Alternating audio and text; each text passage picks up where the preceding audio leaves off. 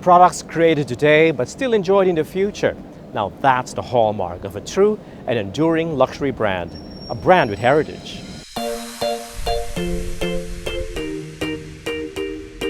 In this episode, we travel to Singapore for the watch art grand exhibition of Patek Philippe, makers of some of the rarest, the most complicated, and the most sought-after timepieces in the world.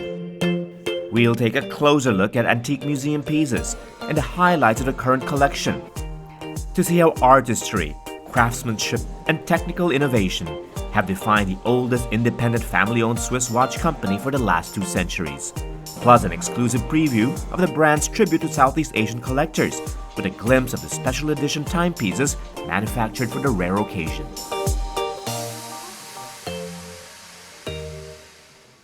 So join me, I'm David Celdran in Singapore, and this is Executive Class.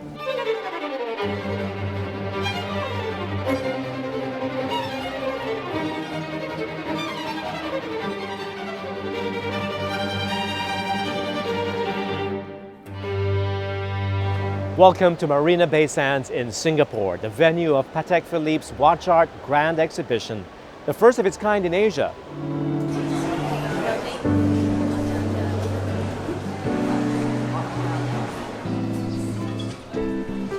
I'm in Singapore for an exclusive press preview of the semi-annual global event that draws watch collectors and enthusiasts of the brand from all over the world. The Marina Bay Sands Theater was converted into a museum gallery for the 2-week exhibition, with rare timepieces and new special edition watches flown in from the Patek Philippe Museum and manufactured in Switzerland. The sprawling Singapore exhibition features separate rooms dedicated to antique museum pieces, rare handcrafts, grand complications, and interactive exhibits showcasing the brand's 2 centuries of watchmaking skill and artistry, and the world's fascination with Patek Philippe, Asians particularly. Launching the exhibition and special edition watches was Patek Philippe president Thierry Stern, a member of the Genevan family behind Switzerland's oldest and last remaining independent watch company.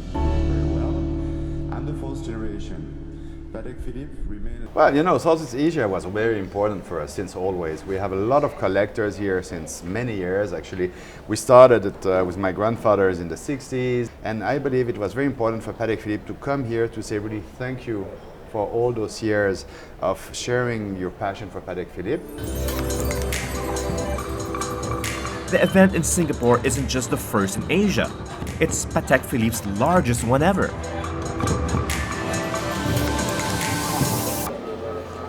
The Grand Exhibition is a testament of the importance of the Southeast Asian market and of Singapore in particular. They even created a Singapore room just for the event.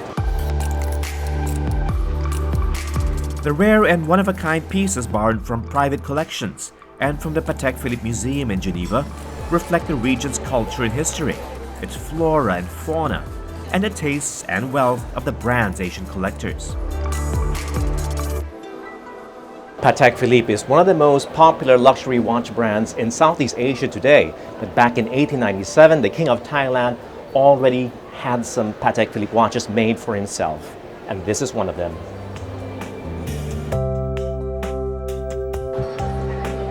The gold minute-repeating pendant watch with royal emblem of Thailand was sold to Chulalongkorn, or King Rama V, one of many Patek collectors in the royal family.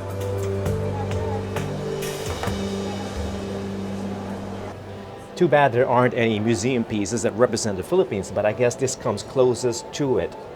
It depicts the trade routes in Asia, in Southeast Asia. And as we all know, Manila was a very important trading port. Trading ports like Canton, when this piece was enameled and sold in 1830, made it possible for European watches to reach wealthy Asians back in the 19th century.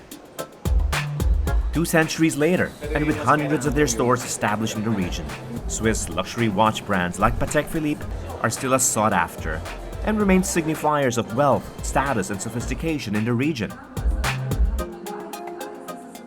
Now here's another tribute to Singapore. Now, most people forget that Patek Philippe still make clocks. Indeed, if you're a Patek Philippe enthusiast, you know that these represent the high art of watchmaking. The table clocks on display are all unique pieces, only one of each made, and particularly desired by Southeast Asian customers. I can see that here they have, I would say, a bigger passion for it and maybe a better knowledge. I shouldn't say that because now Europe's going to hate me, but to be frank, I think here there's really a tradition of fine handcraft for a lot of items, not only watches. And when I present really those beautiful enamel pieces, I can see that they understand the work who is behind. They are very, very keen about those pieces. Collectors from the Philippines would be interested in this dome clock depicting our tropical scenery, or this with a map of Manila, guillocheed beneath the delicate enamel dial.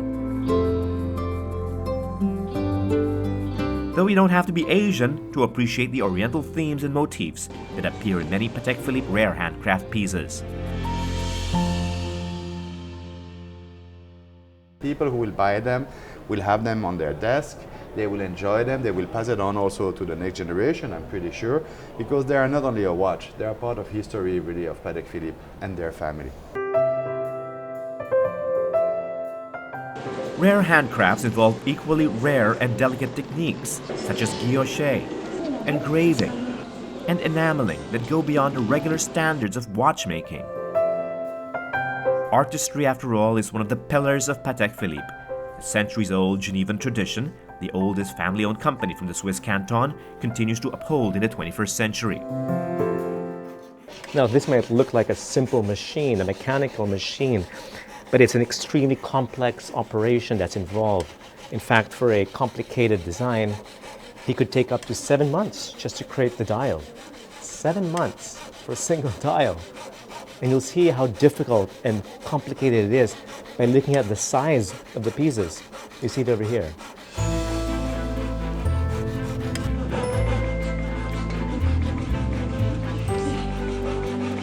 The technique is called wood marqueterie, where wood in a variety of shades and textures are cut, assembled, and applied to create the chosen motif. Only one artisan crafts all the dials for Patek Philippe. Patek is equally revered for its mechanical movements, bearing some of the world's most desired complications. Legendary calibers that are completely manufactured in-house and still assembled and finished by hand.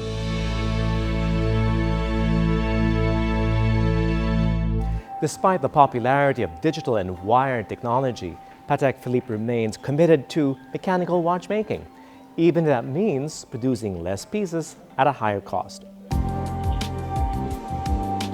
Two highly desirable special edition grand complications were launched to commemorate the Singapore Grand Exhibition.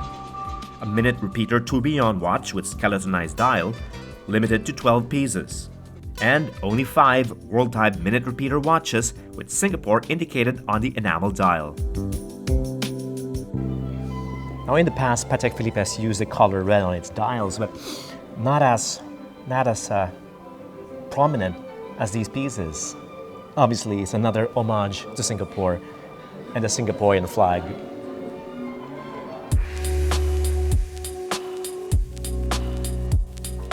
And to Southeast Asians of Chinese descent who comprise a significant section of the market. The color appears even more prominently on the dial of the world time with flyback chronograph, a highly complex movement only recently perfected by Patek Philippe. Red also dominates the strap and minute markers of the sporty Singapore Special Edition Aquanaut timepiece. Like the one-of-a-kind table clocks and rare handcrafts so sought after by collectors, the Singapore 2019 Special Edition watches are extremely difficult to order. Challenged to meet demand that extends to popular pieces like the Nautilus in the regular collection. The challenge for me will be to allocate them, that's for sure, but I will do it with the retailer. You know, it's not my own choice. It has to be the retailer who is inviting his own client, who has also to decide to who he's going to sell those pieces. When we return, we'll see why Patek Philippe watches have evolved to become the most in-demand timepieces in the world, with record prices at auction. Plus, what it takes to own one of their iconic watches. Our exclusive coverage of the Watch Art Grand Exhibition in Singapore continues after the break.